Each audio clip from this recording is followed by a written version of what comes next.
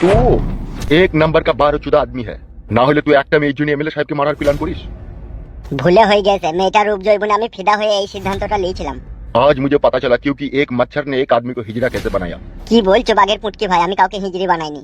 তার বিচার করবে এমএলএ বিকাশ দত্ত, চো তুই আমাদের সাথে।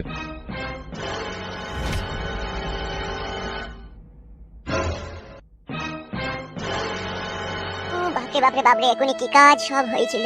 এখন কি হবে তাহলে ফুটো? শালা যে প্ল্যান করছি সেই প্ল্যানে ভেঙে তাসনাস হয়ে গেছে। ওদের জন্য আর কতদিন আমরা লুকিয়ে লুকিয়ে বেড়াবো? হ্যাঁ গো ফুটো ভাই। শোনো, দোষ কিছুটা আমাদের নিজেরও আছে, বুঝলে তো? কি করে আমাদের দোষ আছে? ওকে এমএলএ বানানোর পেছনে তো আমরাই দায়ী।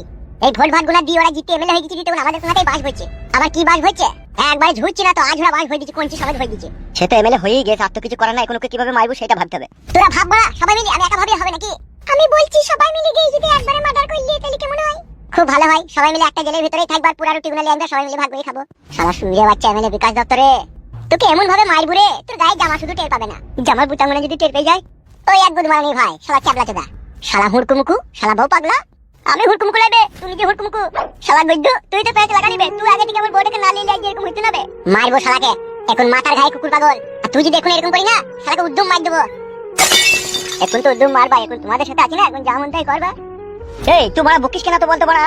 এখন তুই দেখছিস আমরা একটা টেনশনের মধ্যে আছি, অত দুঃখ প্রকাশ করার কিছু নাই তো। এমএলএ সাহেব মরে গেলেই তো তুই বউ পেয়ে যাবে। তা আমি কিছু বলেছি নাকি? ওই তো বলছি উদ্যম মার দেবো। তুই শালা স্বভাবকে বলছিবে, তাহলে আমি বাড়ি পালাচ্ছি, আমি আর বলবো না। এ ভাই ফালতু, তোর জন্যই আমরা সবাই মেহনত করছি, তোর জন্য করছি, আমরা নিজেকে বাঁচানোর জন্য করছি, ঠিক আছে? হ্যাঁ গো হ্যাঁ, তোমার লাগেও করছি, আমাদের নিজের জন্য বাঁচার জন্য করছি। তুমি চুপ করে থাকো, ঠিক আমরা ব্যবস্থা করব। শালা হুঁশ বুদ্ধি জ্ঞান নাই তো সে আবার মানুষ দুনিয়াতে। এখন কি করবা সেটা বলো ভাই। ভাবতে হবে তো, হঠাৎ করে তাই বলা যায় না। এখন যা পরিস্থিতি পড়েছে হঠাৎ করেই ভাবতে হবে। বলো তাহলে কি করবো? এখন যা পরিস্থিতি পড়ে গেছে, মাঙ্গেনা বেগমকে দেখলে আর ছাড়বে না। তাই আমি বলছি মাঙ্গেনা বেগম বৌদিকে কালো কুকুর তার শ্বশুর বাড়ি পাঠিয়ে দেখ, না হলে তো মেয়ে ছিল, আমাদের লেগে তো ওর জীবনটা হারিয়ে যাবে। কালু ভাই, তুমি অ্যাকচুয়ালি কথাটা ভুল বলনি, ঠিকই বলেছো। আমরা এই 4 জনাই এমএলএ সাহেবকে যা করার করব। আমার বউকে বাপের বাড়ি পাঠিয়ে দিচ্ছি। আমি তোমাদেরকে এই বিপদের মধ্যে ছেড়ে দিয়ে আমি যাব না। তোমরা মৃত্যুর মুখে ঢলে পড়ে থাকবে আর আমি বাপের বাড়ি থেকে আরামায়েশ করে খাবো দাবো ঘুমিয়ে থাকবো, তা আমি করব না। আমি যাব না কালু ভাই, আমি এখানেই থাকবো। সাবাস সাবাস বৌদি সাবাস। বাড়ির মরদ যখন হিজড়ে হয়ে যায় তখন তার বউ ওয়েল বেঙ্গল টাইগার হয়ে যায়, তারই প্রমাণ হাতে লতে পেয়ে গেলাম। কি বলতে চাচ্ছিস কি বাড়া তুই? আমি হিজড়ে? কথাতে বলে শিক্ষিত লোকের জিতু বর্ণ ভালো, কিন্তু মূর্খ লোকের কাঁধে চাপা ভালো লাগে, তারই প্রমাণ তোর কাছ থেকে হাতে লতে পেয়ে গেলাম। তোকে আমি হিজড়ি বলতে চাইলাম, উদাহরণ দিলাম যে এই বিপদের সময় একটা মেয়ে মানুষ আমাদের সাপোর্ট করতে চাইছি, আর আমরা এমনই কাপুরুষ, আমরা তার সামনে যেতে পারছি না, মেয়েটাকে সামনে রেখে প্রতিশোধ নেওয়ার চেষ্টা করছি, সেটাই বলতে চাইলাম। তার মানে আমাকেও কাপুরুষ বলছি নাকি তো? ছি ছি ছি ছি ছি, জ্ঞান বুদ্ধি যদি বাজারে হাতে কিনতে পাওয়া যেত না, এক ঝোলা কিনে এনে তোদেরকে দিতাম আমি, আর বেশি করে দিতাম ওই শালো টাকায়, বউ পাগলাটাকে। তুই কি বলতে চাইছিস ফ্রেশ করে বল না।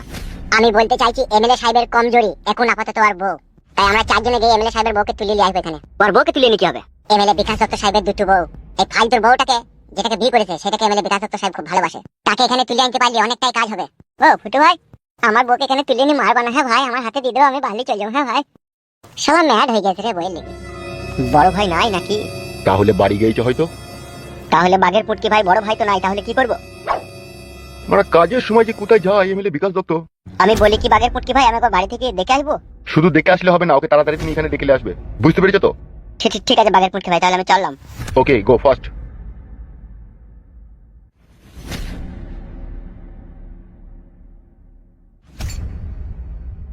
ওখানে চুপ করে বস যতক্ষণ এমএলএ বিকাশ দত্ত সাহেব না আসে। শালা বেঈমানি করারও একটা সীমারিকা থাকবে, তুই সেই সীমারিকার বেড়া ভেঙে দিয়েছিস বে। তোকে এখনো পর্যন্ত বাঁচিয়ে রেখেছে এই তোর এক কুলু কপালবে। এমএলএ বিকাশ দত্ত সাহেবের জায়গায় যদি আমি থাকতাম না, তোকে এতক্ষণ মদে চাট করে ফেলতাম বে। শালা বেঈমান বিশ্বাসঘাতক ছেলে তুই।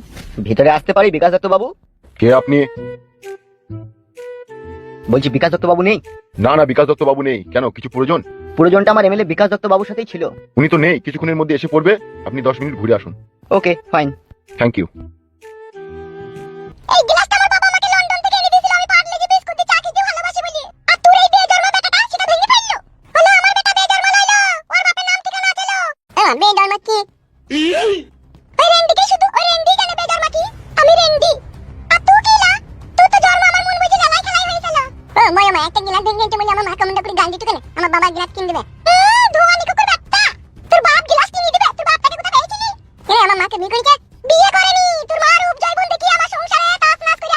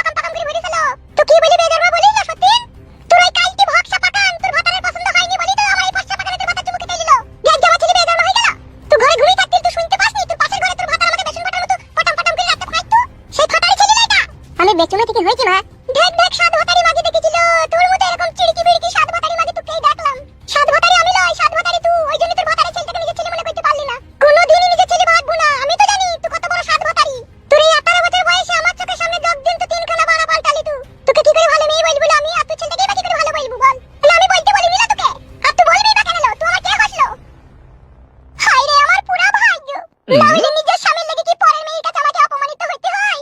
কি হইলো কি কি হয়েছে কি? একটা গিলাস তোমার ছেলের হাত থেকে পড়ে ভেঙে গেছে বলে কি গাল, কি অপমান, কি নোংরা নোংরা ভাষা খারাপ করছি। আর তুই ভাষা খারাপ করলি না লাইলা? পাকান বেগম এসব কি হচ্ছে কি রে বাড়িতে? ও ঢেমনিটা যা বললো সেটাই ঠিক, আর আমার কথার তাহলে কোনো মূল্য নাই তোমার কাছে। আমার না গিলাসটা হাতে থেকে পড়ে ভেঙে গেছে বলে বড় মা আমাকে কি গাল গাল দিতে। ও মা, আমার কি সর্বনাশের কথা। তুমি না গাল দিলা গো বড় মা, বেধর্ম বলে। এমনিতেই আমার মাথা নষ্ট, আর এই মনে কিন্তু আমার অনেক কষ্ট। আর ভালো মন্দ বাড়িতে রাঁধছিস আর খেছিস তো কিছু বুঝতে পারছিস না লাই। একটা গিলাসের জন্য হাড়ির অপমান করলি গো, কি নোংরা নোংরা ভাষা খারাপ করলি। তুই তো ভাষা খারাপ করলি লো। এ চুপলো মাংমারানি বগাসুদি। তুই খান কি মাকে বিয়ে করেছি, জীবনে আমি কি যন্ত্রণায় পড়েছি এক আমি ছাড়া আর কেউ জানে না। কই থেকে বেরিয়েছিস রে? করলি কেন? কিসের জন্য করলি? আমার বাপটা একটা গুদমারানি শালা ছিল, সেই শালার পেঁচে পড়ি তুই মাগিকে বিয়ে করতে আমি বাধ্য হয়েছিলাম। তাহলে তোর মতো এরকম আমি উট্টুন কপালি ঝাঁটা খাকি মাগিকে আমি বিয়ে করতাম না। নিজে আমি হ্যান্ডেল মেরে মেরে সেটাকে নষ্ট করে ফেলতাম, দিয়ে হিজিরি হয়ে যেতাম। তাহলেও তোর মতো এরকম বার করতে মহিলাকে আমি বিয়ে করতাম না।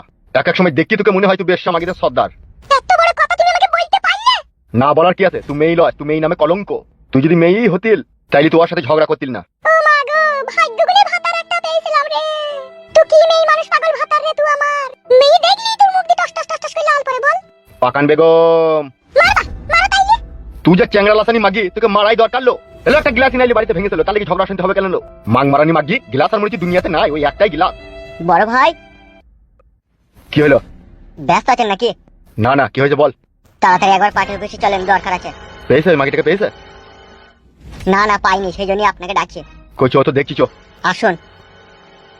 আমি বাড়ি এসে যেন কোনো ঝগড়া অশান্তি আর না দেখতে পাই, তাহলে চুলের মুঠি ধরি তোকে বাড়ি থেকে খেদাবো, তোকে বলি গেলাম আমি পাকান বেগম। কথাটা মনে থাকে জানো। আরে রূপা, বলো। ঝগড়া শান্তি করার দরকার নাই, আমি আসার সময় গিলাস নিয়ে আসবো। বেশ ঠিক আছে। চলে এই ছোড়া চো। হ্যাঁ আসুন বড় ভাই।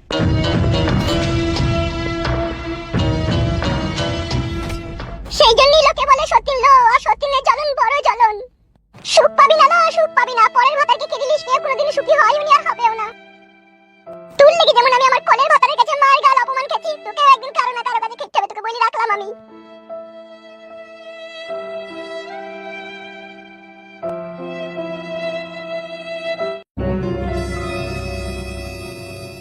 এমএলএ বিকাশ দত্ত বাবু, হামসাফার এখন মিথ্যা বলছি কি সত্যি বলছি, কোনো প্রমাণপত্র পাওয়া যায়নি। হোয়াট? আপনি ওকে জিজ্ঞেস করুন, ও তো বসে আছে।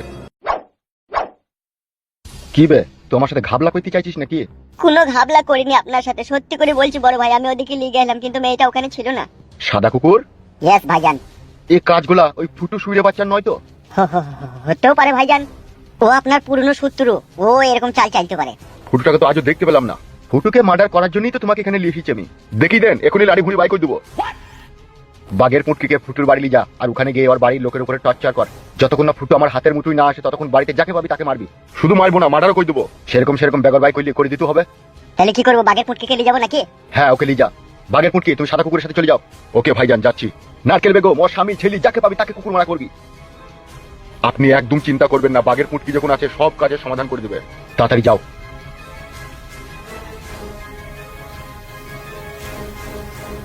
বড় ভাই তুই শালা তোর ওই অপবিত্র মুখে আমাকে বড় ভাই বলে ডাকবি না, তোকে বিনা জানাজাতে দাফন করে দেবো আমি।